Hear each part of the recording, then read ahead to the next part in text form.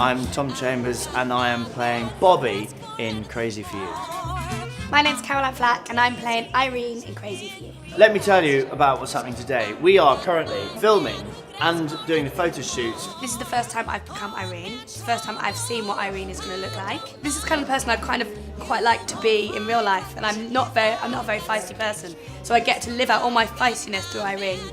So I've wanted to do this for years.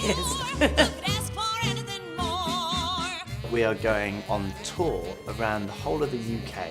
The music, George Gershwin, no brainer, is absolutely, for me, the best music in the musical theatre era. Has dancing, tap dancing, mistaken identity, and the story itself is just so funny.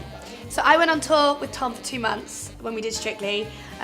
He's like a kind of older brother figure, and he looked out for me the whole time. So as soon as I found out he was doing the show, I'm like, yeah, this is going to be great. I love Caroline. I think she's such a live wire. I'm not sure if we're going to be able to control her, actually. She's like a box of fireworks. To be given the chance to be in Crazy For You is so thrilling and so brilliant. I cannot wait to go on tour.